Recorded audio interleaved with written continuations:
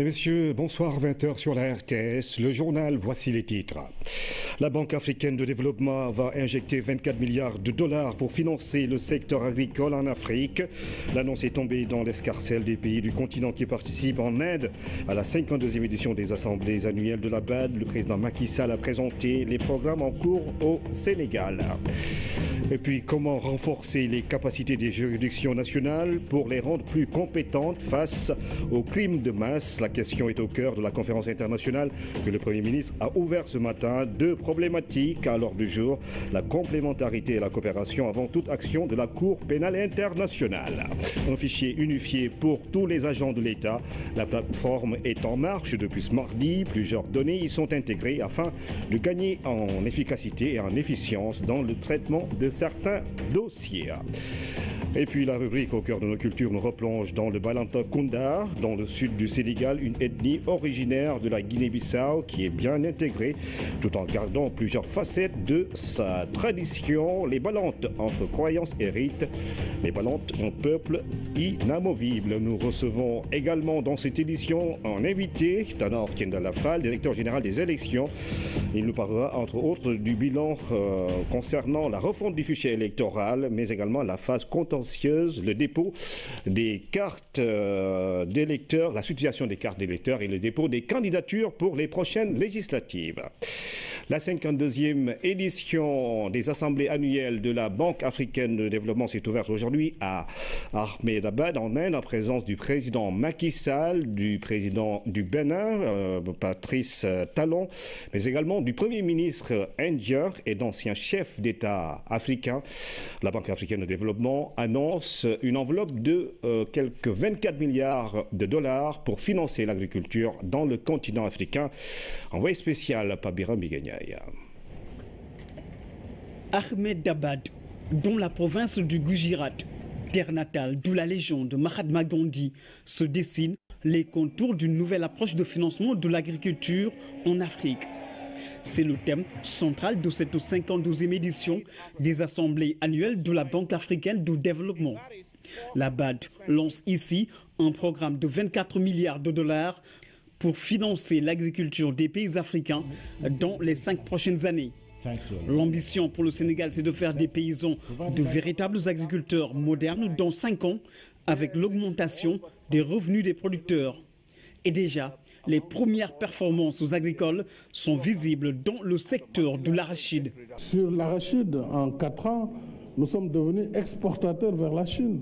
Et nous avons retrouvé notre rang de producteurs d'1 million de tonnes d'arachide, grâce à la politique dont j'ai parlé tout à l'heure. Donc je pense que nous sommes sur la voie. Il y a encore des efforts à faire, bien entendu. Il faut renforcer le financement du secteur de l'agriculture, renforcer les capacités des femmes en matière agricole, puisqu'elles doivent être soutenues dans le financement.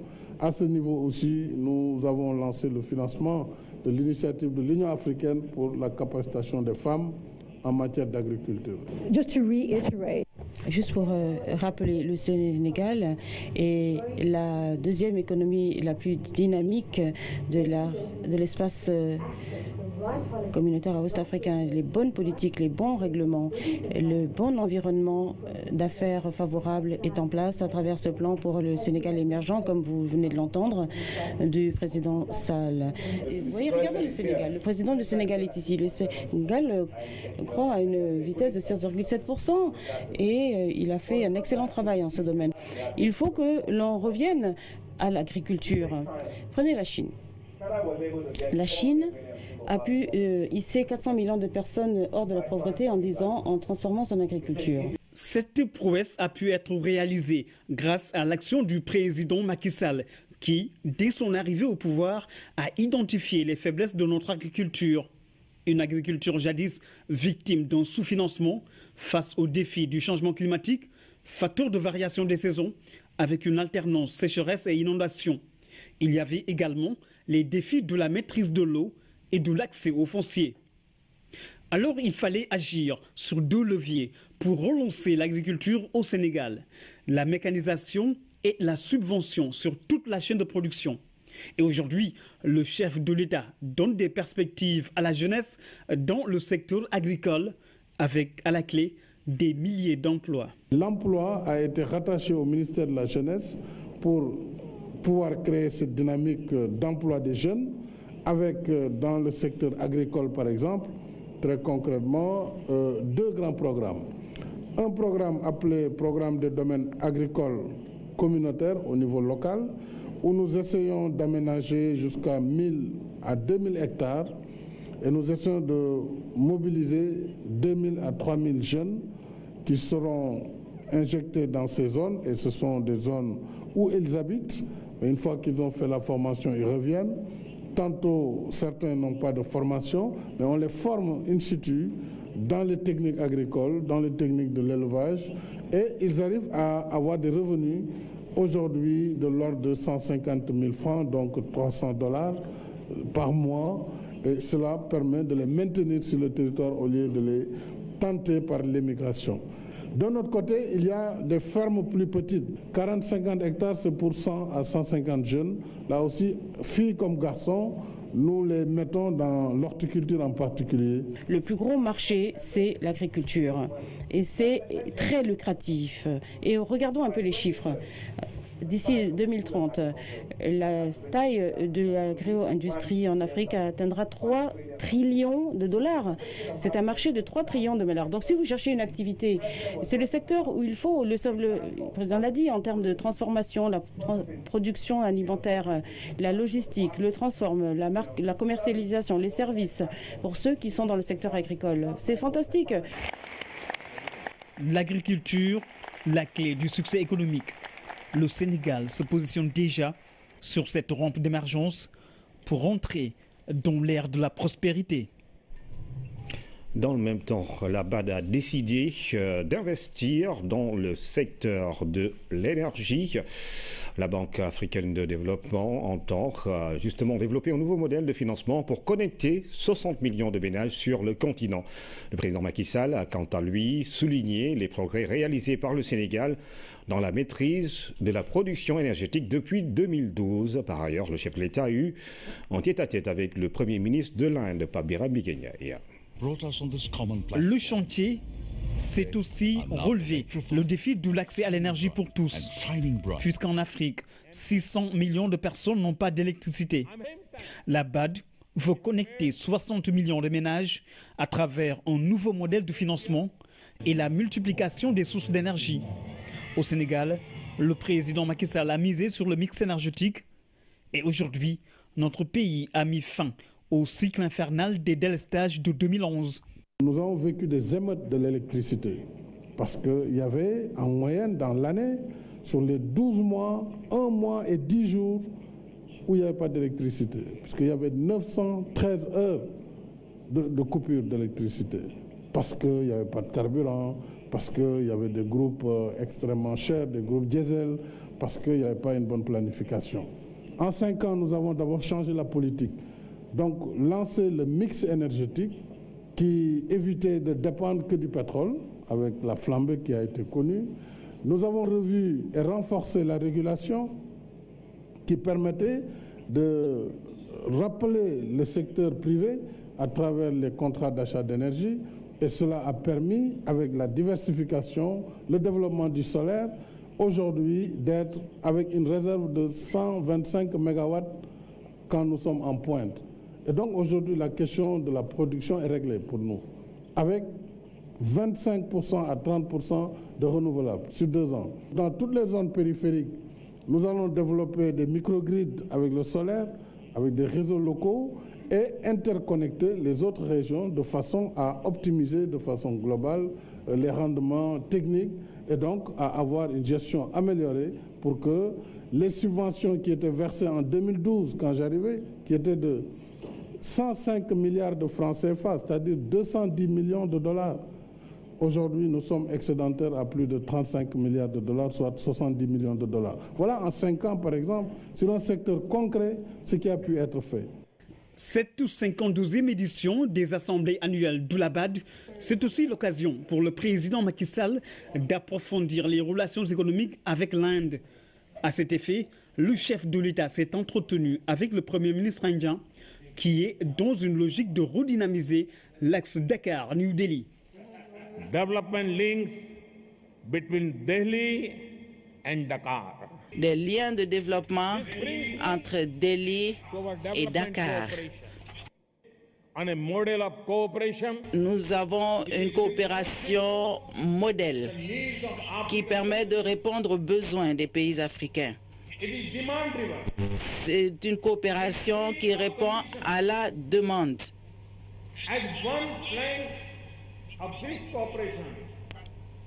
Et dans cette coopération, l'Inde apporte des lignes de crédit accordées par la Banque Import-Export. 152 crédits ont été accordés à 44 pays pour un total de près de 8 milliards de dollars. La présence du président Macky Sall à ces assemblées annuelles d'Oulabad s'explique par l'exemplarité de la coopération entre le Sénégal et la Banque africaine de développement. La BAD est l'un des tout premiers partenaires du Sénégal en termes de financement du développement. Elle intervient dans les secteurs clés comme les infrastructures, le TER notamment. Le programme Promoville bénéficie également du financement d'Oulabad et l'agriculture aussi pour l'autosuffisance alimentaire. L'actualité à Dakar rime avec cette question aujourd'hui. Comment renforcer les systèmes judiciaires nationaux africains pour que nos dirigeants ne soient plus, ou les dirigeants qui ont commis des crimes de masse ne soient pas jugés par la Cour pénale internationale?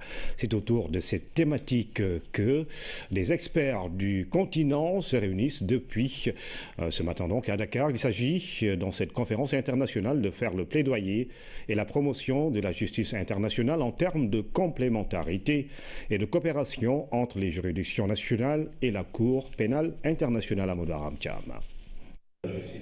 La Cour pénale internationale accusée à tort ou à raison de justice sélective, exclusivement dirigée vers l'Afrique, une perception qui requiert un débat sur l'accusation.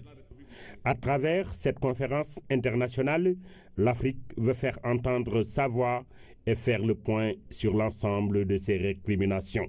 C'est ce que nous allons faire aujourd'hui à travers les panels que nous organisons, où nous avons les plus grands spécialistes qui sont venus pour partager leur point de vue sur non seulement la réalité de cette critique contre la Cour pénale internationale et qui avait amené un certain nombre d'États à se retirer. Un moment de promotion et de plaidoyer pour la justice internationale incarné par la Cour pénale internationale, un instrument efficace pour lutter contre l'impunité, qui doit être soutenu dans le cadre de la complémentarité et de la coopération. C'est d'ailleurs dans cette optique que Monsieur le Président de la République du Sénégal, Son Excellence Monsieur Macky Sall, soutenait l'Afrique doit poser ses doléances et la CPI doit les entendre pour qu'ensemble nous puissions trouver les équilibres afin que les préoccupations africaines soient prises en compte. La CPI ne doit pas se saborder car il y va de l'avenir de la justice pénale internationale. Pour une justice forte et performante, l'Afrique doit penser au relèvement des budgets de ses ministères de la justice, à la domestication des normes internationales et à la modernisation de ses systèmes judiciaires. Avec le procès du président après, l'Afrique a montré qu'elle est capable de juger ses fils.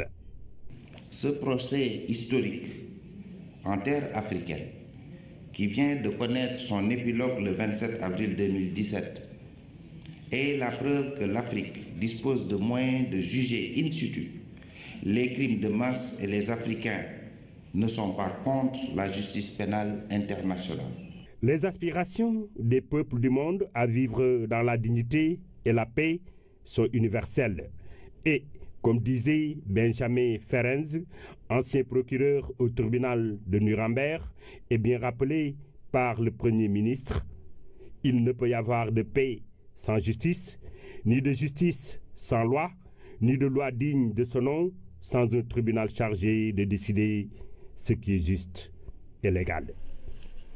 Bientôt, les fonctionnaires de l'État du Sénégal pourront suivre leur situation dans l'administration à partir d'une plateforme contenant des données unifiées. Ce matin, le ministre de la fonction publique, Viviane Bampassi, a procédé au lancement du fichier unifié des données du personnel de l'État, un fichier qui permettra d'avoir plus de célérité dans le traitement des demandes des fonctionnaires à Midou Diop.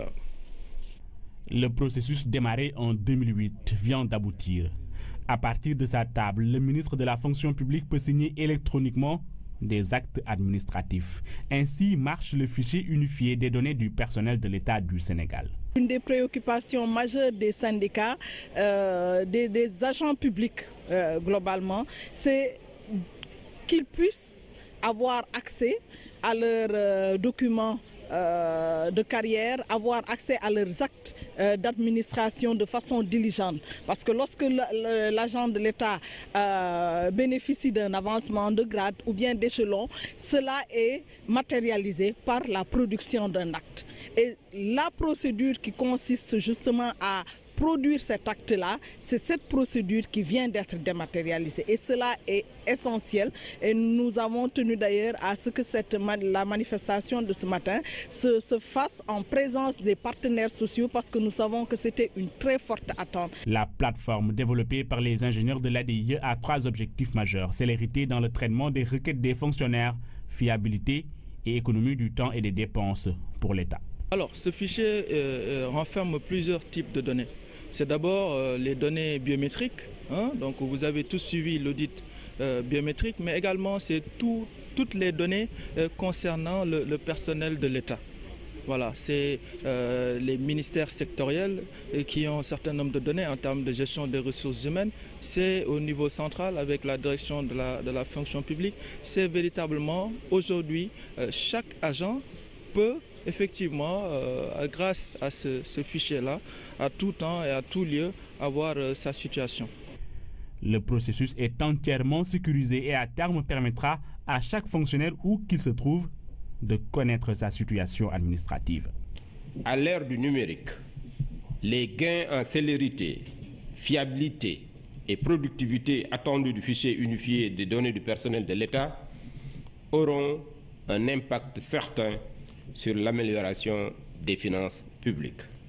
Madame le ministre, vous avez réussi par un leadership extraordinaire, à lancer une procédure et un chantier de travail qui, de mon point de vue, place l'État du Sénégal au cœur de ce qu'on appelle la bonne gouvernance. Modernisation de l'administration participe de l'amélioration du climat des affaires. Nous avons eu ce qu'on a appelé le programme de réforme de l'environnement des affaires et de la productivité, de la compétitivité, disons, dans lequel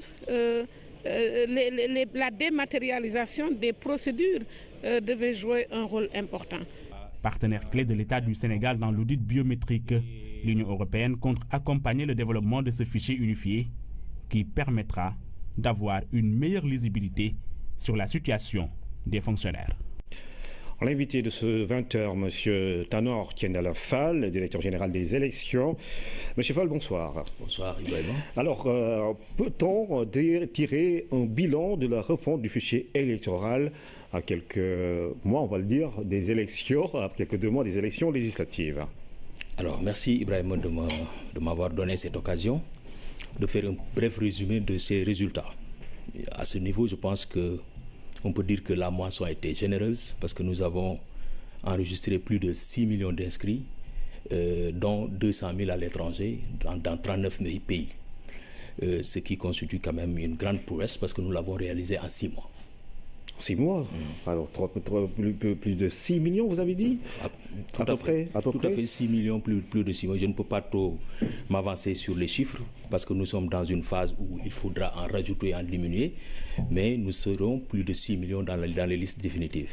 Ce qui fait que nous sommes justement après toutes ces inscriptions dans une phase plus ou moins contentieuse. Où en est-on justement dans cette phase-là qui couvre la période du 11 au 26 mai 2017? À quoi cela consiste-t-il justement? Alors là, c'est une phase extrêmement importante du processus parce qu'elle permet aux citoyens d'aller consulter les listes et de voir leur situation. Alors, C'est l'occasion pour le citoyen de voir s'il est omis ou en tout cas son inscription est bien transcrite ou pas. Donc cette période lui permet, si il est omis, le citoyen, d'aller au niveau de la commission où il s'était inscrit, de demander sa réintégration avec son récépissé tout simplement. Maintenant, si à ce niveau-là, il y a, disons, un refus de la part du président de commission qui lui notifie le motif du rejet, par exemple un extrait qui est douteux, il avait présenté un extrait douteux lors de l'inscription, alors à ce niveau-là, le président de la commission lui dit, écoutez, monsieur, je ne peux pas vous remettre dans les listes parce que le document que vous présentez n'est pas bon. C'est à ce moment-là qu'il va aller saisir le président du tribunal d'instance pour demander son inscription par le biais du contentieux. Et à ce niveau, le juge lui demandera la pièce requise. Par exemple, la pièce qui permettra d'authentifier l'acte qu'il a déposé au départ. Donc c'est une phase extrêmement importante et nous lançons un appel à tous les citoyens d'aller aujourd'hui au niveau des sous-préfectures, des préfectures, au niveau des mairies pour consulter les listes. Je rappelle à ce niveau que les listes ne sont pas affichées. C'est le PV de réception des listes qui est affiché et qui vaut publication. Et à ce niveau, une fois que l'information est faite, le citoyen désireux de vouloir consulter peut aller maintenant au niveau de l'autorité administrative ou au niveau de la mairie pour consulter les listes sur place. Alors la carte d'identité biométrique, c'est également une carte d'électeur. Est-ce que cela veut-il dire que si on a cette carte, on est déjà inscrit sur les listes? Absolument. C'est la preuve tangible de ton inscription sur les listes. Alors il reste que 3 jours justement aux citoyens pour aller justement vérifier s'ils sont sur les listes ou pas. Mais par rapport aux cartes d'électeurs, quelle est la situation actuellement? Oui, nous en sommes à près de 3 millions de cartes déjà produites, 2 700 000 et quelques mille. Donc je pense que d'ici à fin juin, toutes les cartes, les 6 millions de cartes seront produites et le rythme de production est très bon. Nous le confirmons. Vous avez un objectif à la hauteur des inscriptions, justement. Absolument, absolument. Tous les inscrits confirmés par le biais des listes définitives devraient disons, permettre un nombre de cartes égal. Alors, que doit-on retenir sur les candidatures? Quand est-ce qu'on va les déposer, justement, pour ces élections législatives? Je voudrais préciser, avant d'arriver à ce niveau-là, que, disons, le seul texte valable pour ce qui concerne la refonte du fichier est la loi 2016-27. Donc, bon, par-ci, par-là, on entend beaucoup de personnes parler du code électoral, mais c'est une loi spéciale qui a, n'est-ce pas, encadré cette procédure de refonte. Il y a lieu de le préciser. Alors merci M. Tanor Tiendé Lafal. Je rappelle que vous êtes le directeur général des élections. Autre chose à l'endroit du public? Oui, tout à fait. Vous avez rappelé tout à l'heure, disons, le dépôt des candidatures. C'est une autre phase importante du processus. Il démarre le 26 mai pour être clôturé le 30 mai à minuit. Donc les coalitions de partis, les entités indépendantes ou les partis politiques qui sont désireux de participer à ces joutes sont donc invités à venir entre le 26 mai et le 30 mai à minuit déposer les candidatures. C'est dans quelques jours? C'est dans 2 jours, 3 jours maximum. Alors le message est sans doute bien retenu. Merci Tanor Tiendé Lafal. Je rappelle que vous êtes le directeur général des élections et que vous nous faisiez le point justement sur les cartes d'électeurs, les cartes d'identité, les inscriptions également sur les listes électorales et la date de dépôt des candidatures qui est retenue pour le 26 mai. Tout à fait. Merci Monsieur Fall. L'investissement privé, sa place dans le PSE et la dynamique qui l'entoure, c'est autour de ces sujets que la DPE a axé son traditionnel point économique. La division de la prévision et des études économiques a convié pour l'occasion le ministère des Investissements, celui des Finances et le secteur privé. Aram Dawa. La révélation de ce traditionnel point économique de la DPE, le secteur privé national a investi plus qu'on ne l'imagine.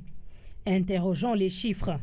Le volume actuel, si on s'en réfère à la formation brute de capital fixe, tourne autour de 1665 milliards. Et donc il est réparti en investissement direct étranger et en investissement domestique national à hauteur respectivement de 13 et 87%.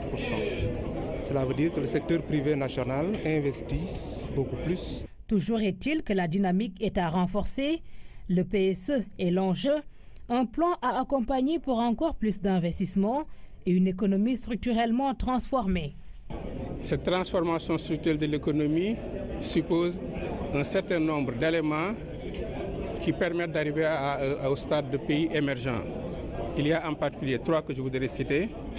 Le fait d'avoir une forte croissance, le fait d'avoir un niveau d'endettement relativement faible et d'avoir justement un accroissement important de l'investissement direct étranger. Et il s'agit aujourd'hui effectivement de voir comment les relations intersectorielles constituent des opportunités pour les différentes entreprises pour arriver effectivement à tirer leur épingle du jeu, comme on dit. Ces investisseurs ont classé le Sénégal 9e pays africain le plus attractif en 2017.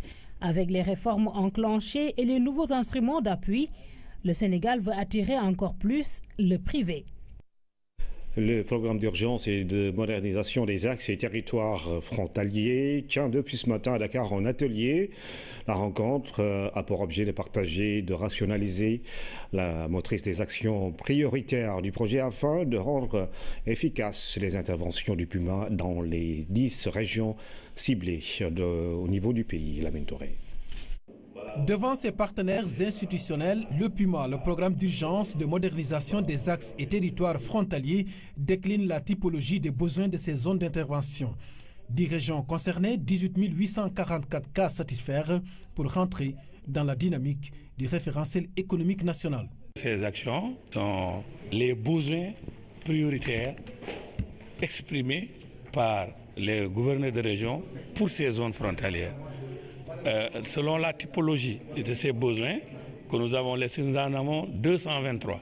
Donc qui vont pour la santé, de la case de santé, la dotation d'ambulance, l'équipement de maternité, etc. Jusqu'aux activités génératrices de revenus, jusqu'à la création ou la mise en place d'infrastructures de sécurité frontalière. Cet atelier qui va durer 2 jours est avant tout une rencontre de partage visant une bonne rationalisation du programme. Il s'agit justement de rationaliser le programme, de voir dans quelle mesure on devrait pouvoir aussi mutualiser les interventions. Ce sont tous des services qui travaillent pour l'État du Sénégal. Il ne peut pas y avoir de duplication ou de redondance d'action sur ce terrain. La prise en charge des préoccupations des populations vivant dans des zones frontalières est une question de souveraineté. Le chef d'état-major particulier du chef de l'État, par ailleurs président du comité de pilotage du projet, a réitéré l'ambition du gouvernement à lutter contre les inégalités territoriales en matière de développement. Il ne sera plus question au terme de ce programme que pour appeler un concitoyen que nous passions par le réseau téléphonique d'un autre pays. Il ne s'agira plus pour un de nos concitoyens aux frontières pour venir à l'intérieur du pays de faire le détour, n'est-ce pas, par un autre pays. C'est un programme d'urgence. Mesdames, Messieurs, notre engagement est ici requis parce que la demande elle est pressante. La présentation de la matrice des actions prioritaires a révélé un besoin financier estimé à 594 milliards de francs CFA. Pour le moment, l'État est seul dans le dispositif de financement en attendant l'arrivée des partenaires. Le forage du ranch de Doli est à plus de 90% terminé sur le chantier. L'état d'avancement des travaux est satisfaisant. L'ouvrage sera livré avant l'hivernage. Pabuna Tchao. Provisoirement réceptionné il y a quelques mois, le forage du ranch de Doli a rapidement pris forme. L'eau coule déjà et la structure du château se dresse majestueusement sur 35 mètres de hauteur. Sur le chantier, les ouvriers ne lèvent pas le pied. Les travaux avancent à un rythme soutenu. Toujours au chevet des ouvriers, le maire de la commune où se trouve le forage se fait le plaisir d'assister à la réalisation d'un vieux rêve. C'était effectivement un rêve.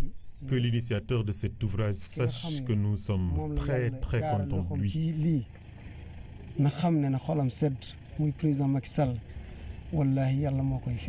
Nous savons les difficultés que nous avons traversées ici par rapport au manque d'eau. Que le président Macky Sall soit satisfait.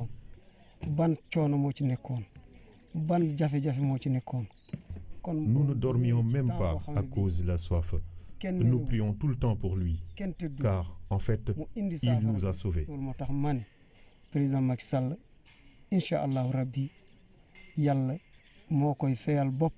Le forage du ranch de Doli a un débit élevé de 240 m3/h, une capacité de stockage de 1000 m3 pour desservir un réseau de plus de 110 km à la ronde, soit 15 villages polarisés.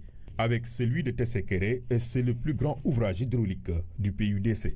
Le ranch de Doli est une zone de concentration de nos activités, des activités du gouvernement, parce que le gouvernement est en train de clôturer le ranch pour sécuriser cette importante réserve fourragère.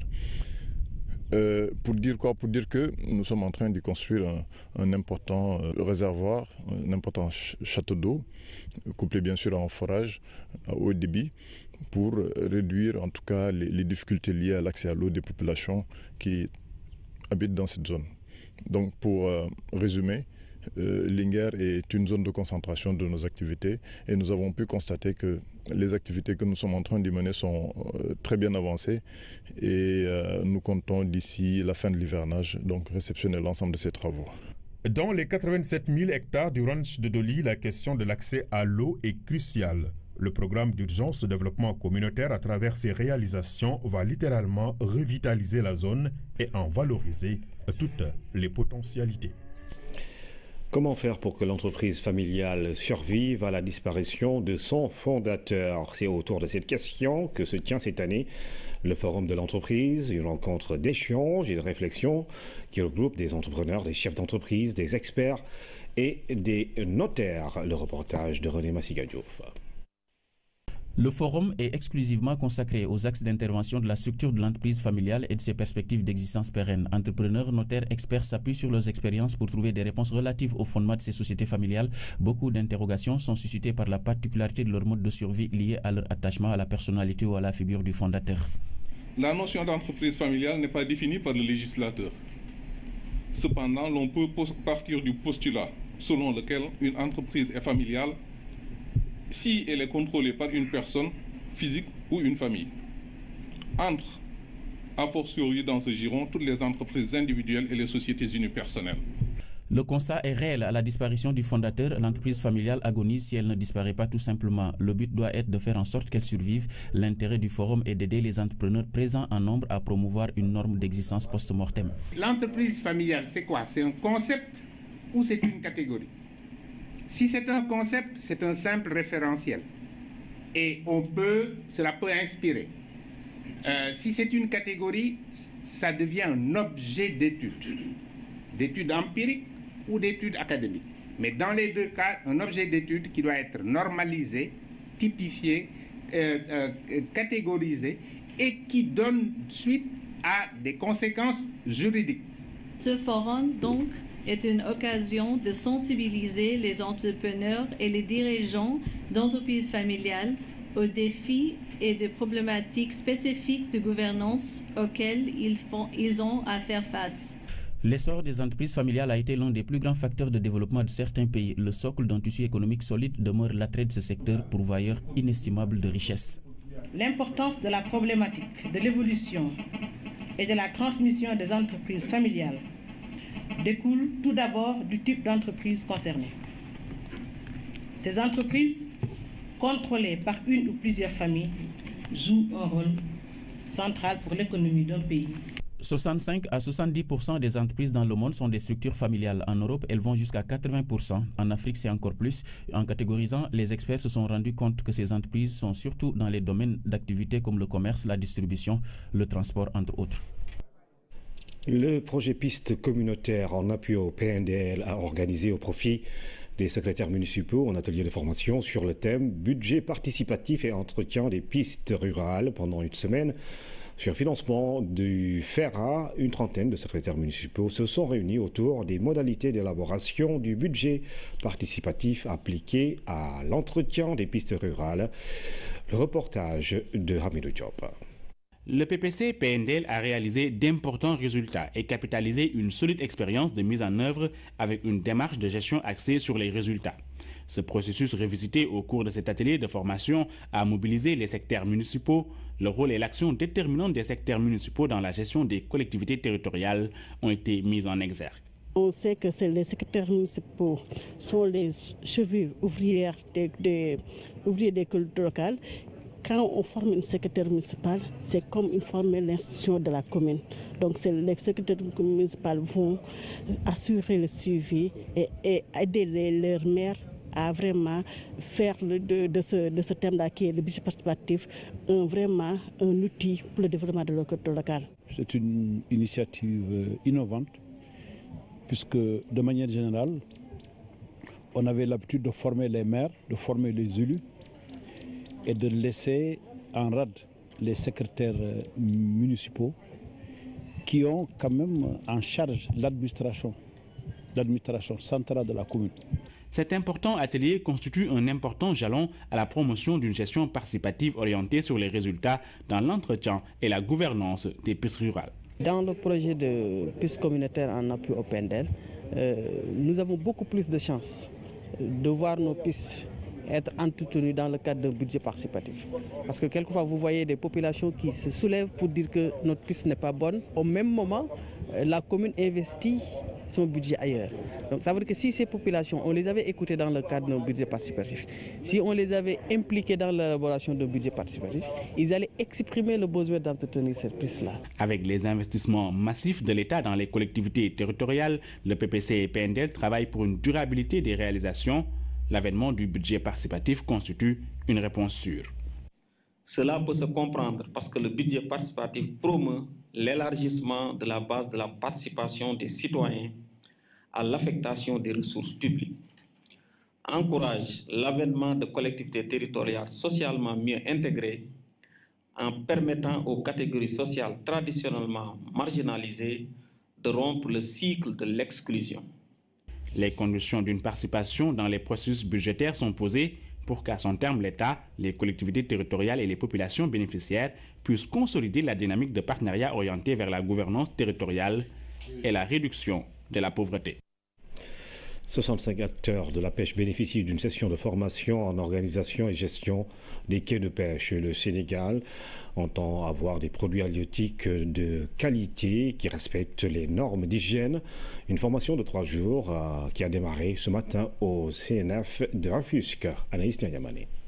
Le gouvernement du Sénégal a initié un programme de modernisation des infrastructures du secteur de la pêche, des infrastructures nécessitant des hommes et des femmes qualifiés. Il était nécessaire et pertinent d'avoir des sessions de formation pour mettre à niveau les acteurs, c'est-à-dire les exploitants des quais de pêche et des aires de transformation pour leur permettre de préserver d'abord ces infrastructures et après de pouvoir avoir des produits qui répondent à des qualités, à des normes standards, des standards internationaux. Organisation et gestion des quais de pêche et aires de transformation, thème jugé pertinent pour ces 65 acteurs de la pêche venus de toutes les régions du Sénégal. Nous sommes regroupés à Rufisque pour bénéficier d'une formation de 3 jours sur la gestion et l'organisation de ces sites de transformation octroyés par le ministère. Après ces 3 jours de formation, nous attendons bénéficier d'une gestion plus adéquat par rapport au site dont nous avons bénéficié. Gestion des ressources halieutiques, hygiène et qualité des produits, sécurité des pêcheurs, des modules à acquérir pour un développement du secteur. Ces aires de transformation, qui sont des infrastructures nouvelles, qui ne se sont jamais réalisées au Sénégal, nécessitent que ceux qui auront en charge l'exploitation puissent être formés, de capacité, de telle sorte que dans toute la chaîne de valeur d'exploitation de ces infrastructures, ces hommes et femmes puissent être outillés. C'est le sens de ce séminaire de 3 jours ici, où l'ensemble des acteurs bénéficiaires de ces infrastructures sont réunis et vont subir donc une formation sur la qualité, une formation sur la gestion, une formation qui va déboucher vers le label Made in Sénégal, parce que c'est notre souhait, nous y travaillons beaucoup pour que les produits issus du Sénégal puissent être commercialisés à l'extérieur et que les consommateurs puissent les utiliser en toute confiance. Pendant ces 3 jours de formation, ces acteurs de la pêche vont mieux connaître les fondements du secteur pour après bien organiser et gérer les quais de pêche et aires de transformation respectifs. Formation qui a donc eu lieu au CNFA de Rufisque. C'est sur place que le ministre de l'économie maritime, le ministre de la pêche, a fait cette déclaration. L'État du Sénégal va acquérir sous peu 2 nouvelles chaloupes pour assurer la liaison maritime Dakar-Gorée. Oumar Gueye annonce également la mise en service de la chaloupe Mam Kumbalamba pour faire face aux derniers problèmes enregistrés sur cet axe. Voici le ministre de la Pêche au micro de Anaïs Nyanyamane. Vous savez, lorsque j'ai été informé du flux très important qu'il y a eu sur Gorée, j'ai donc saisi Monsieur le Premier ministre et j'ai également informé le gouverneur de la région pour lui dire que les dispositions que je vais prendre, que j'ai eu à prendre, c'est-à-dire remettre immédiatement le Mam Kumbalamb qui est là, qui est, comme vous le savez, destiné à la liaison maritime Dakar-Rufisque, mais qui n'est pas encore opérationnel pour cela. Nous avons posé la première pierre pour le ponton. Donc c'est dans 5 mois que Mam Kumbalamb pourra faire le trajet Dakar-Rufisque. Donc en attendant, puisqu'il est disponible, donc j'ai instruit le directeur général du port et la liaison pour remettre ce Mam Kumbalamb qui viendra donc renforcer la chaloupe Ber pour permettre d'évacuer ce flux. Mais nous avions décidé depuis longtemps, ce n'est pas seulement à cause de cette rencontre d'hier, sur instruction du président de la République, pour acquérir 2 nouvelles chaloupes. C'est déjà fait depuis très longtemps, le COSEC y travaille. Donc nous avons demandé au COSEC d'acquérir 2 nouvelles chaloupes pour Gorée et le COSEC y travaille également. Donc pour ce problème-là, je pense qu'il est important de privilégier les populations de Gorée, effectivement, ça c'est légitime, pour leur permettre de venir à Dakar et de rentrer sur Gorée, mais également permettre aux touristes et aux élèves de pouvoir aller à Gorée, qui est donc une île historique, mais en régulant ce flux-là. Et puis ce chiffre, 78% de la population d'Afrique subsaharienne vit sans protection sociale. Pour corriger ces inégalités, le BIT a initié un programme phare sur les socles de protection sociale, un atelier tripartite des mandants de l'OIT et des partenaires au développement en Afrique de l'Ouest et du Centre. C'est ouvert ce matin à Dakar, Aminata Mbengfal. La situation de la protection sociale est peu reluisante dans plusieurs pays africains. Renverser la tendance et lutter contre les inégalités sociales, telle est la volonté affichée du Bureau international du travail. Le BIT mise sur la coopération sud-sud pour la mise en place des socles de protection sociale dans l'agenda 2030. Je souhaite que nous nous arrêtions et une instant sur la situation qui est malheureusement celle de 78% de la population d'Afrique subsaharienne aujourd'hui. Vivre sans protection sociale. Les exclus de la protection sociale ne sont peut-être pas parmi nous aujourd'hui, dans cette salle, mais nous les voyons tous. Cet atelier tripartite des mandants de l'OIT et des partenaires au développement en Afrique de l'Ouest et du Centre a permis de faire le point sur la situation de la protection sociale, notamment au Sénégal. L'extension de la protection sociale à tous conditionne l'avenir du monde du travail. Parce qu'au Sénégal, chez nous déjà, le secteur informel qui regroupe à lui seul près de 90%, les statistiques sont discutables. Et ce secteur-là également rencontre d'énormes difficultés en termes de protection sociale. Je pense que le gouvernement du Sénégal y travaille, mais les organisations de travail aussi, effectivement, y travaillent pour couvrir l'ensemble des travailleurs du Sénégal. Également dans le patronat, nous ne sommes pas dépaysés, puisque en ce qui concerne notre pays, il faut le rappeler, nous avons tenu déjà dans notre instance de dialogue social, qui était le Comité national du dialogue social, une session spéciale courant novembre 2011 sur le thème « Le socle de protection sociale 2 points. Quelle stratégie pour le Sénégal? Le Sénégal a mis en place des programmes et dispositifs pour la protection et l'insertion sociale des personnes en situation d'exclusion. On peut citer la couverture maladie universelle, les bourses de sécurité familiale, la gratuité des soins aux enfants de moins de 5 ans, entre autres. Si tous ces programmes et projets jouent pleinement le rôle d'amortisseur social, avec un impact immédiat sur la réduction de la pauvreté et des inégalités, il reste que la bataille contre les différentes formes d'exclusion devra relever le défi du renforcement des socles de protection en mettant l'emphase sur le renforcement de l'accès aux soins essentiels, la garantie d'un revenu minimum à toutes les personnes âgées, l'accès au crédit et aux opportunités d'investissement, tant dans le capital humain que dans les filières porteuses de croissance.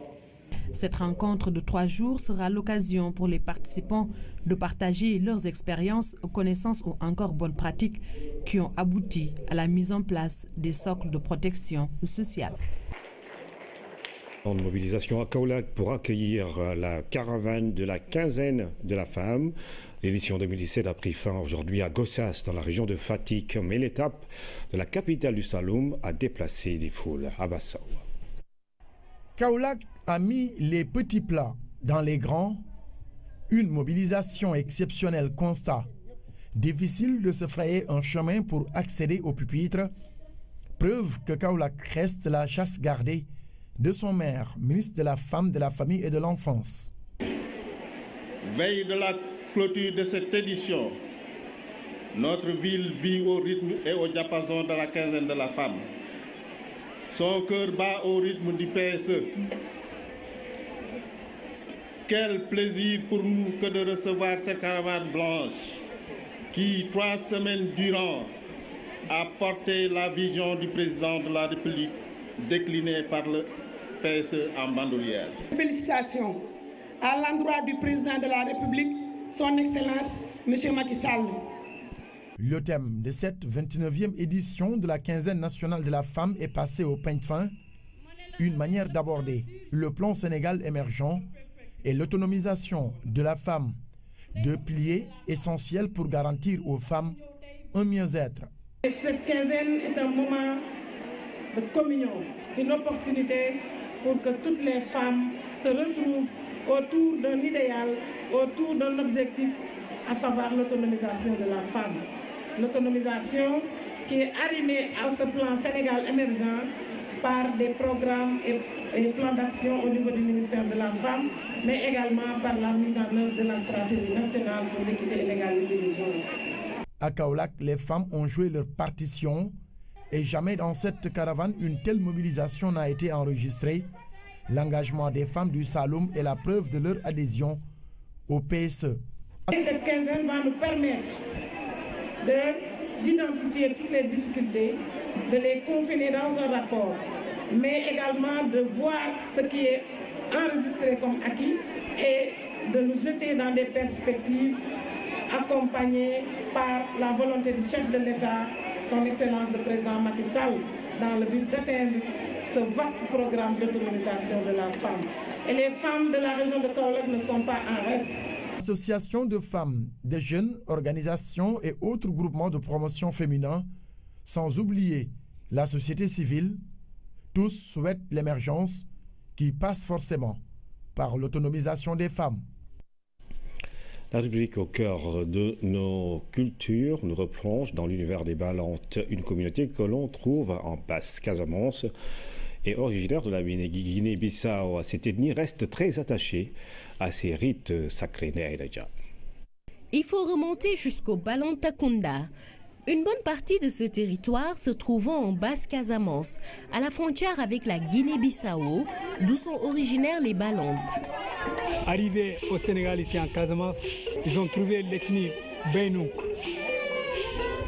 C'est les Bainou qui occupaient cette zone-là, le Balantakunda et le Boudé. Alors, quand ils sont venus, ils seront installés. Le premier village des Balantes, c'est Mankaronko. Mais ils traversent le fleuve pour venir récolter le vin de palme. C'est ainsi qu'ils se sont installés sur l'autre rive, notamment à Djirédji, dans la région de Sédhiou, où est implantée une forte communauté de Balandes. Le nom de l'ethnie fait référence à leur refus de suivre l'empereur Paul Kolitangela. Les Balandes ont gardé une certaine authenticité, étape déterminante dans la vie d'un membre de la communauté, l'entrée dans le bois sacré, une épreuve cruciale qui nécessite les prières d'une mère.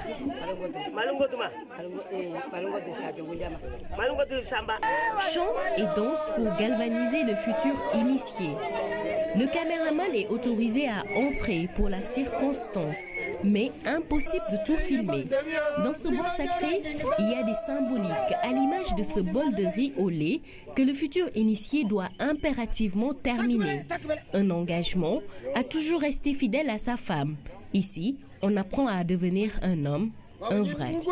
Le bois sacré d'abord, c'est une case où l'homme, on doit préparer l'homme pour qu'il prenne ses responsabilités. Au sortir, c'est la fête au village. Le futur initié est donc autorisé à se marier. Traditionnellement, le mariage était réservé chez les Balandes aux femmes d'âge mûr. Mais, de plus en plus, cette donne a tendance à changer. En rejoignant la case familiale, des conseils sont prodigués à la mariée. Elle reste dans cette case traditionnelle 3 jours avant de rejoindre son mari. On lui donne des conseils pour qu'elle sache comment se comporter avec ce dernier. En signe de respect de cet engagement de fidélité pris par son mari dans le bois sacré, la femme mange aussi du riz au lait. De même, sa manière de s'habiller n'est pas fortuite. Vous voyez, c'est le même accoutrement que celui que son mari avait lors de son initiation. Tout cela montre que les deux époux doivent partager le même degré d'engagement.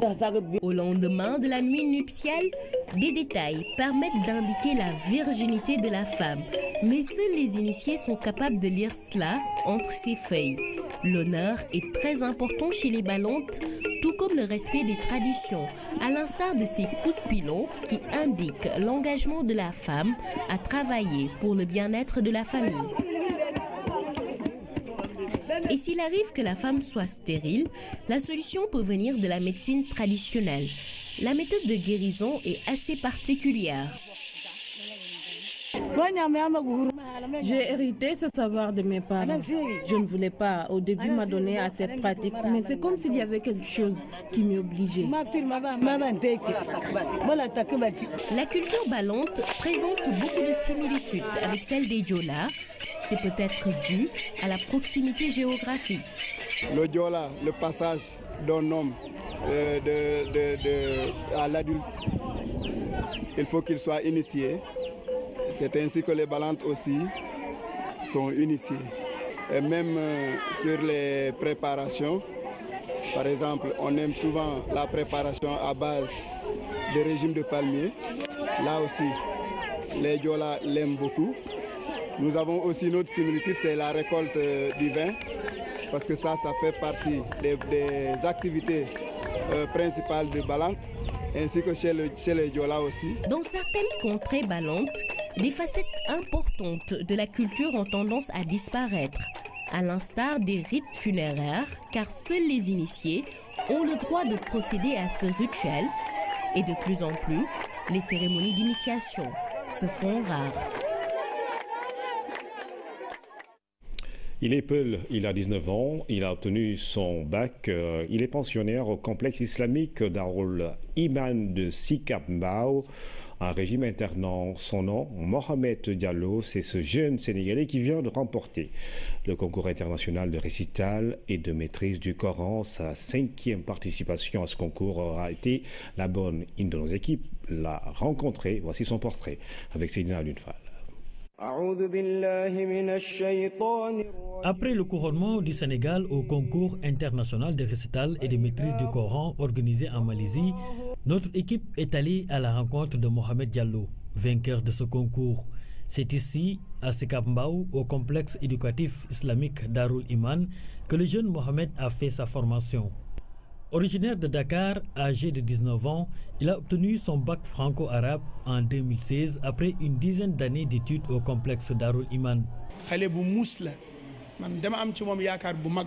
Ses parents me l'ont confié et nous pensons qu'il ira loin. C'est la 5e fois qu'il participe à ce concours international de récital et de maîtrise du Coran. Ça a été la bonne. Il a bénéficié de l'appui et de l'encadrement de ses proches. Il a pris les choses dès le début au sérieux en fait. Il s'est préparé, il a fait tout ce qu'il fallait pour qu'il puisse remporter ce prix. Je ne dirais pas pour le Sénégal, mais pour tout le continent africain. Oui. C'est une fierté pour nous. C'est une fierté pour nous, ses amis, ses camarades. أيها الذين آمنوا اركعوا واسجدوا واعبدوا ربكم. Je me suis préparé un mois avant le concours avec l'aide de mon directeur et de mes proches. Mais réciter, mais mémoriser en même temps. Il aime les études, il aime la lecture du Saint-Coran. Cette distinction ne m'a pas surpris.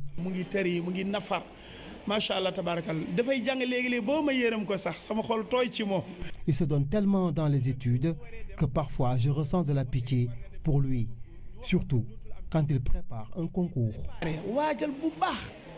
Mohamed souhaite à présent poursuivre ses études en Arabie Saoudite pour plus tard devenir enseignant. Je souhaite poursuivre mes études à l'université islamique de Médine en Arabie Saoudite. 149 pays étaient représentés à ce concours international de récital et de maîtrise du Coran. Le Sénégal a été honoré. Notre pays a remporté, grâce à un de ses fils et une de ses filles, la première et la 3e place. L'actualité internationale sous forme de brèves illustrées, elle nous mène au Royaume-Uni, en Côte d'Ivoire également, où des pertes en vie humaines ont été enregistrées suite à des heurts entre forces de l'ordre et ex-rebelles. Philomène Constance Diagne.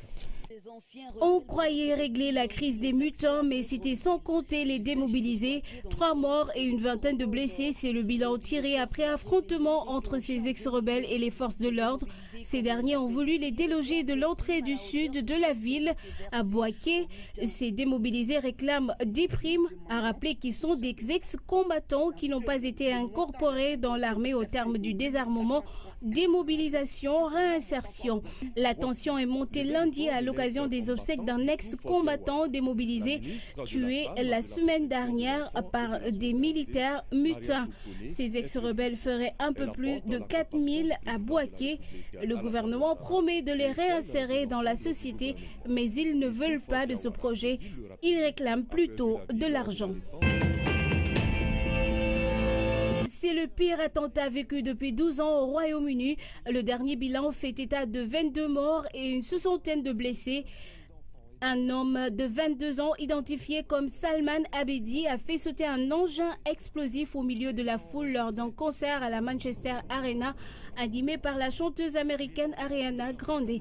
L'incident s'est produit vers 22h35 heure locale. Les victimes sont pour la plupart des jeunes. Scène de panique à l'intérieur de la salle et des gens en train d'évacuer dans le plus grand chaos. J'étais inquiète, alors j'ai appelé ma mère. Je n'arrivais pas vraiment à entendre quoi que ce soit parce que cette oreille était bouchée. J'ai vraiment eu très peur. Les gens criaient, ils hurlaient, c'était une fuite chaotique vers la sortie la plus proche. Les gens pleuraient, ils gémissaient, c'était vraiment bouleversant. Theresa May, la Première ministre, a dénoncé un effroyable attaque terroriste qui a été confirmée par l'AIL. Le groupe terroriste a en effet revendiqué ce mardi l'attentat suicide via son agence de propagande Hamac. Les messages de solidarité pleuvent d'un peu partout. La campagne en vue des législatives du 8 juin a été, elle, suspendue. L'acteur britannique Roger Moore, décédé à l'âge de 89 ans, décès qui survient au moment où est célébré le 70e anniversaire du Festival de Cannes, date que va désormais retenir l'histoire comme pour cet acteur devenu icône des années 70-80 quand il a incarné James Bond à l'écran. Pour beaucoup, il était le meilleur de la saga. C'est la fin de cette édition, mesdames et messieurs. Merci encore une fois de Sur l'actualité tous les jours sur la première chaîne de télévision sénégalaise.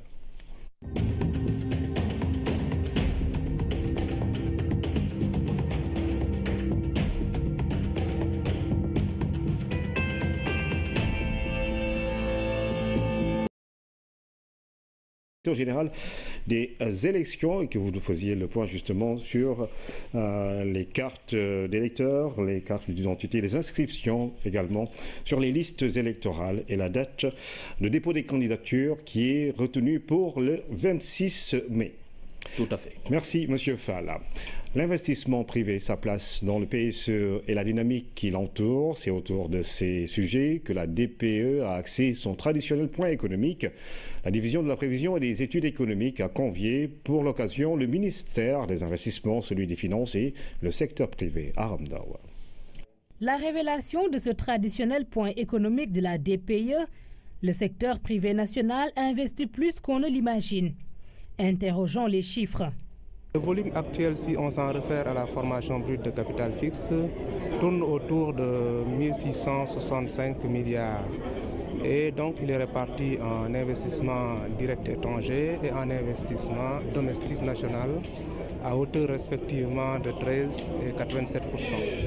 Cela veut dire que le secteur privé national investit beaucoup plus. Toujours est-il que la dynamique est à renforcer. Le PSE est l'enjeu, un plan à accompagner pour encore plus d'investissements et une économie structurellement transformée. Cette transformation structurelle de l'économie suppose un certain nombre d'éléments qui permettent d'arriver au stade de pays émergents. Il y a en particulier 3 que je voudrais citer. Le fait d'avoir une forte croissance, le fait d'avoir un niveau d'endettement relativement faible et d'avoir justement un accroissement important de l'investissement direct étranger. Et il s'agit aujourd'hui effectivement de voir comment les relations intersectorielles constituent des opportunités pour les différentes entreprises pour arriver effectivement à tirer leur épingle du jeu, comme on dit. Ces investisseurs ont classé le Sénégal 9e pays africain le plus attractif en 2017.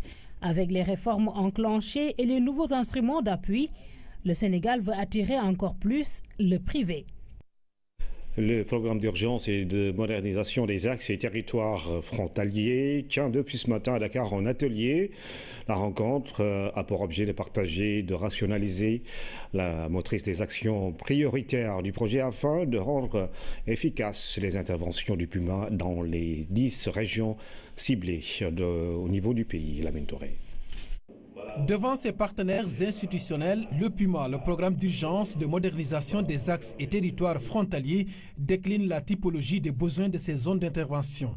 10 régions concernées, 18 844 cas satisfaits pour rentrer dans la dynamique du référentiel économique national. Ces actions sont les besoins prioritaires exprimés par les gouverneurs de région pour ces zones frontalières. Selon la typologie de ces besoins que nous avons laissés, nous en avons 223. Donc qui vont pour la santé, de la case de santé, la dotation d'ambulance, l'équipement de maternité, etc. Jusqu'aux activités génératrices de revenus, jusqu'à la création ou la mise en place d'infrastructures de sécurité frontalière. Cet atelier qui va durer 2 jours est avant tout une rencontre de partage visant une bonne rationalisation du programme. Il s'agit justement de rationaliser le programme, de voir dans quelle mesure on devrait pouvoir aussi mutualiser les interventions. Ce sont tous des services qui travaillent pour l'État du Sénégal. Il ne peut pas y avoir de duplication ou de redondance d'action sur ce terrain. La prise en charge des préoccupations des populations vivant dans des zones frontalières est une question de souveraineté. Le chef d'état-major particulier du chef de l'État, par ailleurs président du comité de pilotage du projet, a réitéré l'ambition du gouvernement à lutter contre les inégalités territoriales en matière de développement. Il ne sera plus question au terme de ce programme que pour appeler un concitoyen que nous passions par le réseau téléphonique d'un autre pays. Il ne s'agira plus pour un de nos concitoyens aux frontières pour venir à l'intérieur du pays de faire le détour, n'est-ce pas, par un autre pays. C'est un programme d'urgence. Mesdames, Messieurs, notre engagement est ici requis parce que la demande elle est pressante. La présentation de la matrice des actions prioritaires a révélé un besoin financier estimé à 594 milliards de francs CFA. Pour le moment, l'État est seul dans le dispositif de financement en attendant l'arrivée des partenaires. Le forage du ranch de Doli est à plus de 90% terminé sur le chantier. L'état d'avancement des travaux est satisfaisant. L'ouvrage sera livré avant l'hivernage. Pabouna Tchao. Provisoirement réceptionné il y a quelques mois, le forage du ranch de Doli a rapidement pris forme. L'eau coule déjà et la structure du château se dresse majestueusement sur 35 mètres de hauteur. Sur le chantier, les ouvriers ne lèvent pas le pied.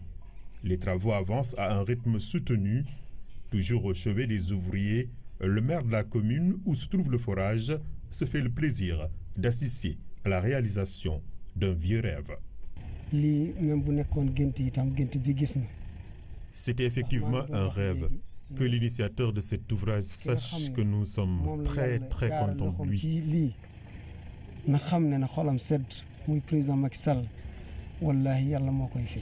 Nous savons les difficultés que nous avons traversées ici par rapport au manque d'eau. Ce matin donc à Dakar, il s'agit dans cette conférence internationale de faire le plaidoyer et la promotion de la justice internationale en termes de complémentarité et de coopération entre les juridictions nationales et la Cour pénale internationale à Modaram Tcham.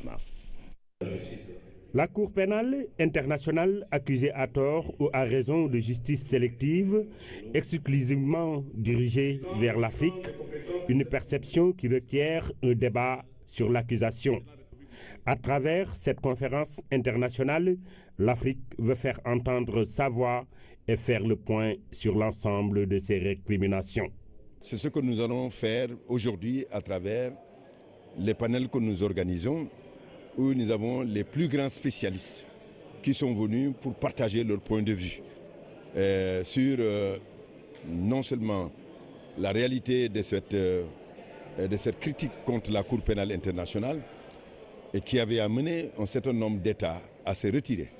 Un moment de promotion et de plaidoyer pour la justice internationale incarné par la Cour pénale internationale, un instrument efficace pour lutter contre l'impunité, qui doit être soutenu dans le cadre de la complémentarité et de la coopération.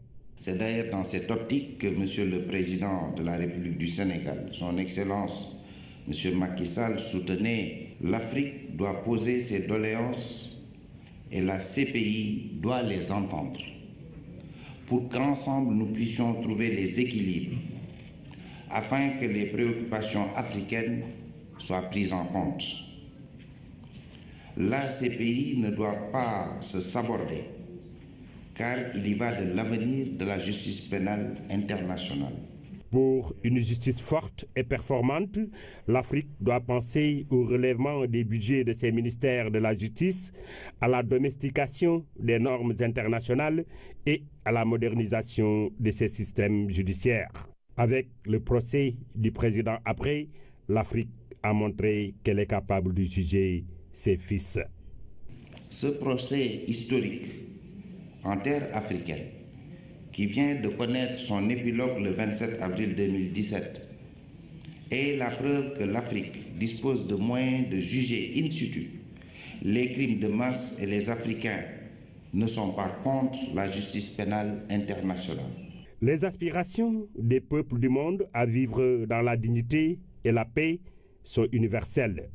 Et comme disait Benjamin Ferencz, ancien procureur au tribunal de Nuremberg, et bien rappelé par le Premier ministre, il ne peut y avoir de paix sans justice, ni de justice sans loi, ni de loi digne de son nom sans un tribunal chargé de décider ce qui est juste et légal. Bientôt, les fonctionnaires de l'État du Sénégal pourront suivre leur situation dans l'administration à partir d'une plateforme contenant des données unifiées. Ce matin, le ministre de la fonction publique, Viviane Bampassi, a procédé au lancement du fichier unifié des données du personnel de l'État, un fichier qui permettra d'avoir plus de célérité dans le traitement des demandes des fonctionnaires à Midou Diop. Le processus démarré en 2008 vient d'aboutir. À partir de sa table, le ministre de la fonction publique peut signer électroniquement des actes administratifs. Ainsi marche le fichier unifié des données du personnel de l'État du Sénégal. Une des préoccupations majeures des syndicats, des agents publics globalement, c'est qu'ils puissent avoir accès à leurs documents de carrière, avoir accès à leurs actes d'administration de façon diligente. Parce que lorsque l'agent de l'État bénéficie d'un avancement de grade ou bien d'échelon, cela est matérialisé par la production d'un acte. Et la procédure qui consiste justement à produire cet acte-là, c'est cette procédure qui vient d'être dématérialisée. Et cela est essentiel. Et nous avons tenu d'ailleurs à ce que la manifestation de ce matin se fasse en présence des partenaires sociaux parce que nous savons que c'était une très forte attente. La plateforme développée par les ingénieurs de l'ADIE a 3 objectifs majeurs. Célérité dans le traitement des requêtes des fonctionnaires, fiabilité et économie du temps et des dépenses pour l'État. Alors, ce fichier renferme plusieurs types de données. C'est d'abord les données biométriques, donc vous avez tous suivi l'audit biométrique, mais également c'est toutes les données concernant le personnel de l'État. Voilà, c'est les ministères sectoriels qui ont un certain nombre de données en termes de gestion des ressources humaines. C'est au niveau central avec la direction de la fonction publique. C'est véritablement aujourd'hui chaque agent peut effectivement, grâce à ce fichier-là, à tout temps et à tout lieu, avoir sa situation. Le processus est entièrement sécurisé et à terme permettra à chaque fonctionnaire où qu'il se trouve de connaître sa situation administrative. À l'ère du numérique, les gains en célérité, fiabilité et productivité attendus du fichier unifié des données du personnel de l'État auront un impact certain sur l'amélioration des finances publiques. Madame le ministre, vous avez réussi par un leadership extraordinaire, à lancer une procédure et un chantier de travail qui, de mon point de vue, place l'État du Sénégal au cœur de ce qu'on appelle la bonne gouvernance.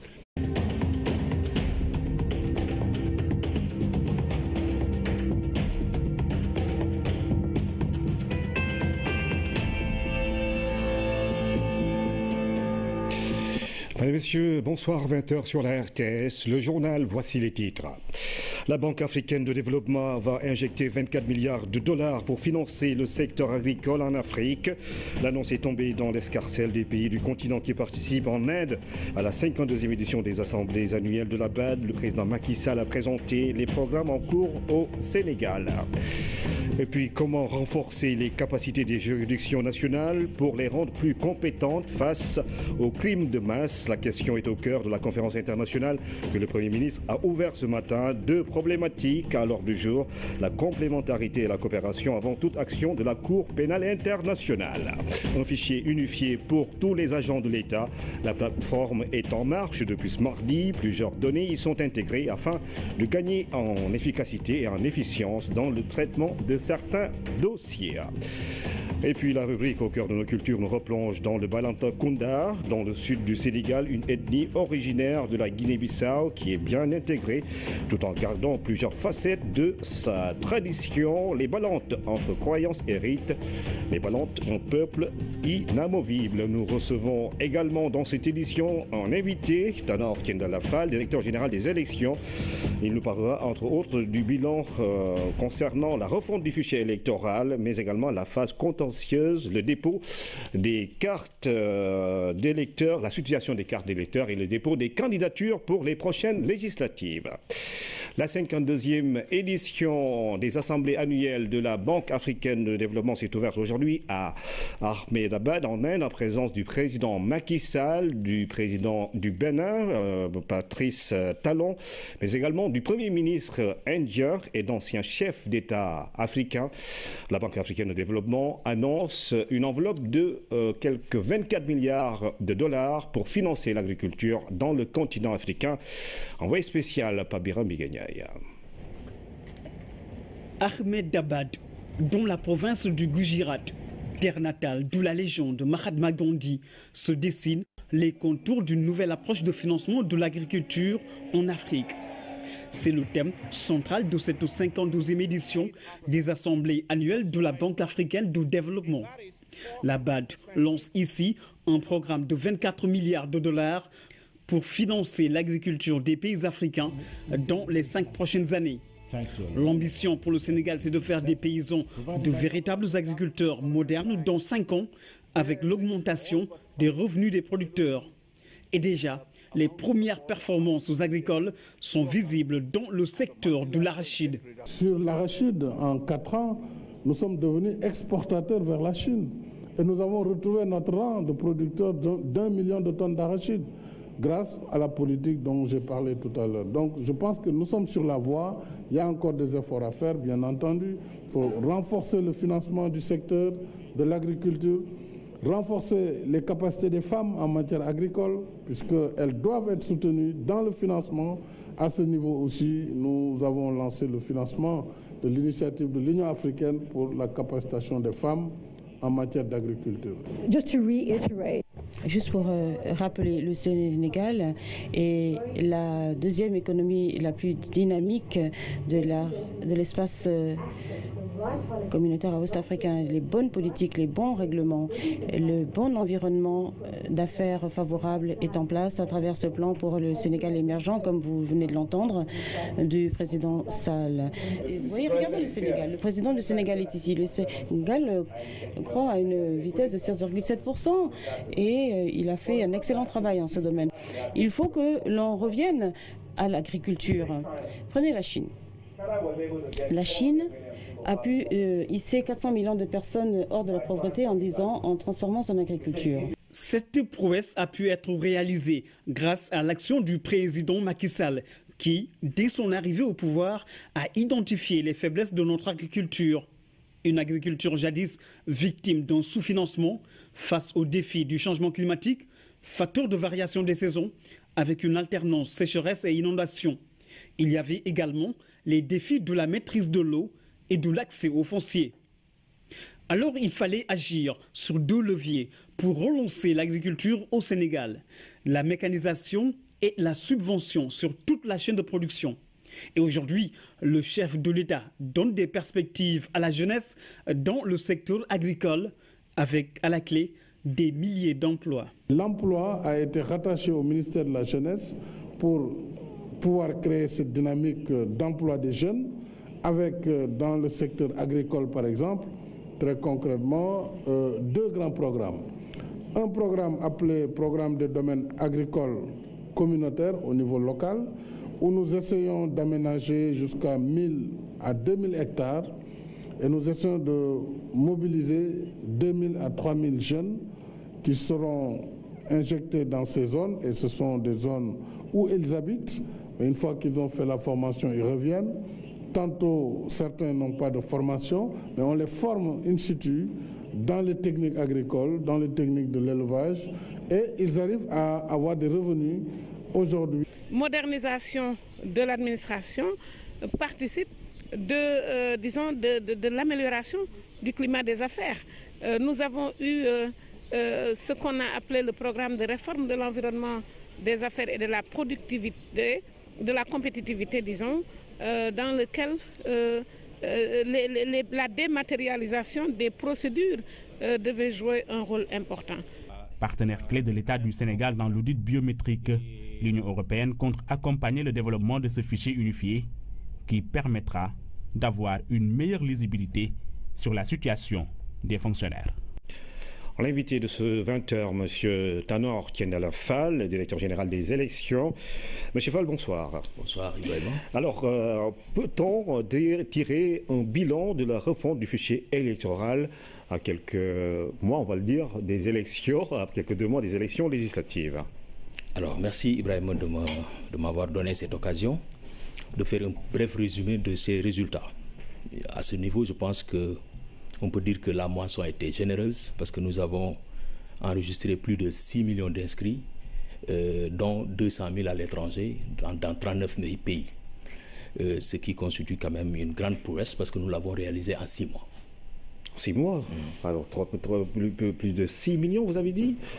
Tout à fait 6 millions, plus de 6 mois. Je ne peux pas trop m'avancer sur les chiffres parce que nous sommes dans une phase où il faudra en rajouter et en diminuer, mais nous serons plus de 6 millions dans les listes définitives.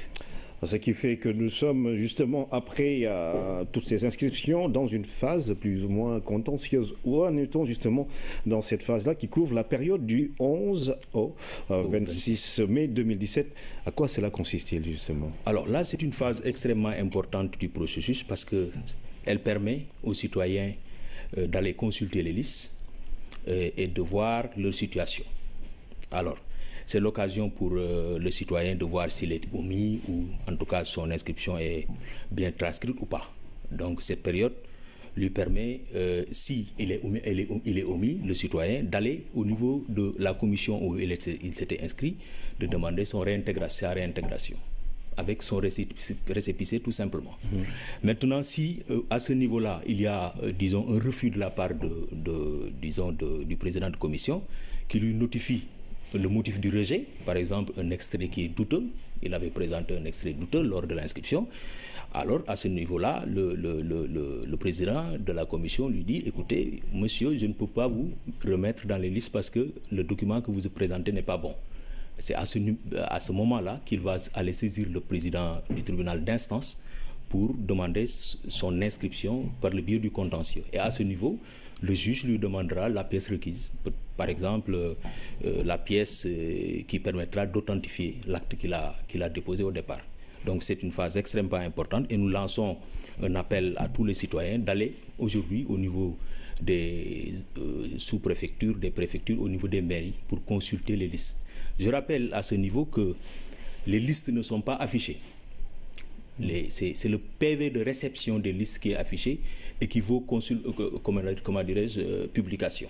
Et à ce niveau, une fois que l'information est faite, le citoyen désireux de vouloir consulter peut aller maintenant au niveau de l'autorité administrative ou au niveau de la mairie pour consulter les listes sur place. Alors la carte d'identité biométrique, c'est également une carte d'électeur. Est-ce que cela veut-il dire que si on a cette carte, on est déjà inscrit sur les listes? Absolument. Alors c'est la preuve tangible de ton inscription sur les listes. Alors il reste que 3 jours justement aux citoyens pour aller justement vérifier s'ils sont sur les listes ou pas. Mais par rapport aux cartes d'électeurs, quelle est la situation actuellement? Oui, nous en sommes à près de 3 millions de cartes déjà produites, 2 700 000 et quelques mille. Donc je pense que d'ici à fin juin, toutes les cartes, les 6 millions de cartes seront produites et le rythme de production est très bon. Nous le confirmons. Vous avez un objectif à la hauteur des inscriptions, justement? Absolument, absolument. Tous les inscrits confirmés par le biais des listes définitives devraient disons, permettre un nombre de cartes égal.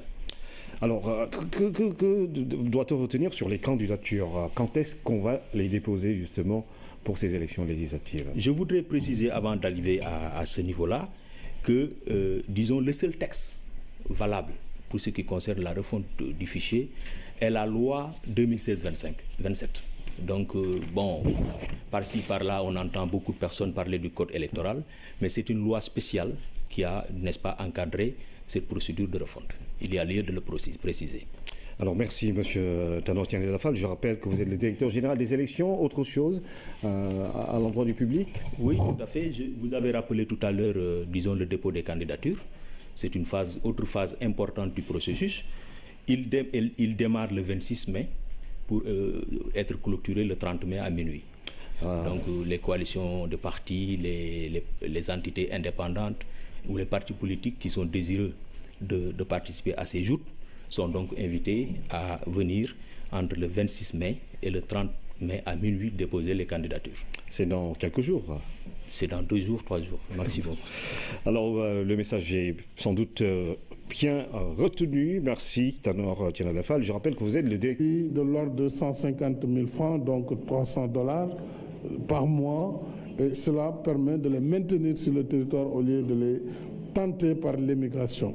D'un autre côté, il y a des fermes plus petites. 40-50 hectares, c'est pour 100 à 150 jeunes. Là aussi, filles comme garçons, nous les mettons dans l'horticulture en particulier. Le plus gros marché, c'est l'agriculture. Et c'est très lucratif. Et regardons un peu les chiffres. d'ici 2030, la taille de l'agro-industrie en Afrique atteindra 3 trillions de dollars. C'est un marché de 3 trillions de dollars. Donc si vous cherchez une activité, c'est le secteur où il faut, le président l'a dit, en termes de transformation, la production alimentaire, la logistique, le transforme, la commercialisation, les services, pour ceux qui sont dans le secteur agricole. C'est fantastique. L'agriculture, la clé du succès économique.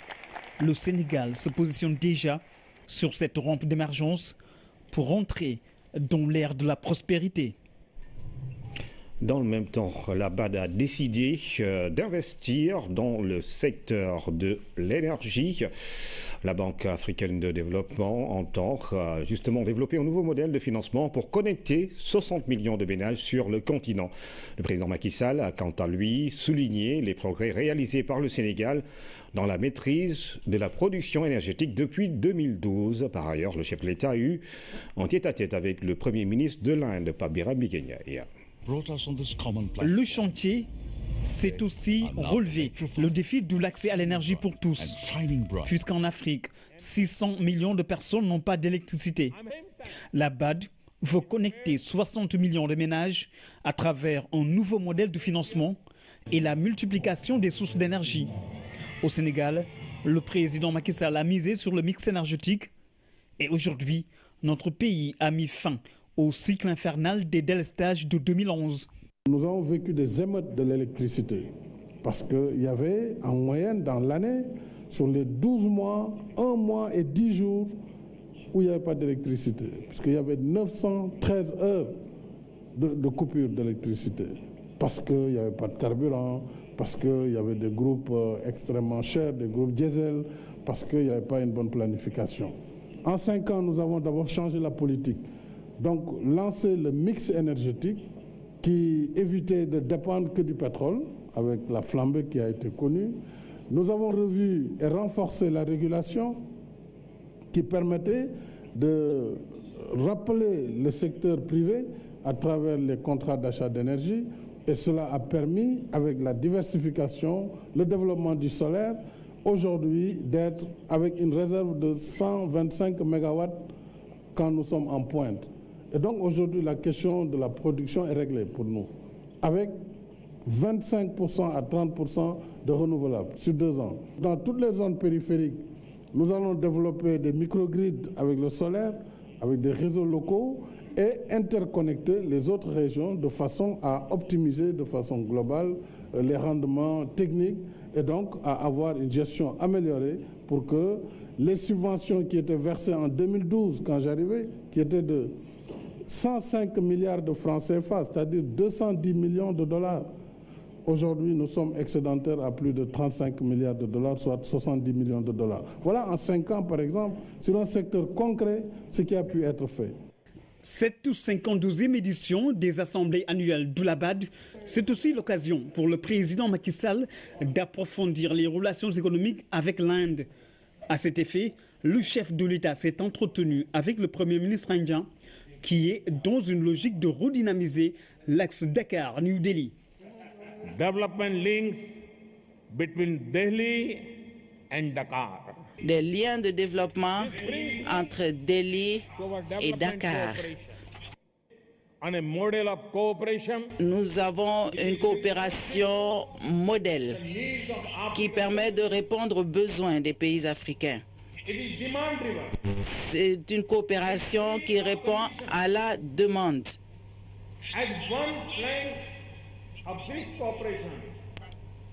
Et dans cette coopération, l'Inde apporte des lignes de crédit accordées par la Banque Import-Export. 152 crédits ont été accordés à 44 pays pour un total de près de 8 milliards de dollars. La présence du président Macky Sall à ces assemblées annuelles de la BAD s'explique par l'exemplarité de la coopération entre le Sénégal et la Banque africaine de développement. La BAD est l'un des tout premiers partenaires du Sénégal en termes de financement du développement. Elle intervient dans les secteurs clés comme les infrastructures, le TER notamment. Le programme Promoville bénéficie également du financement d'Oulabad et l'agriculture aussi pour l'autosuffisance alimentaire. L'actualité à Dakar rime avec cette question aujourd'hui. Comment renforcer les systèmes judiciaires nationaux africains pour que nos dirigeants ne soient plus, ou les dirigeants qui ont commis des crimes de masse ne soient pas jugés par la Cour pénale internationale? C'est autour de cette thématique que les experts du continent se réunissent depuis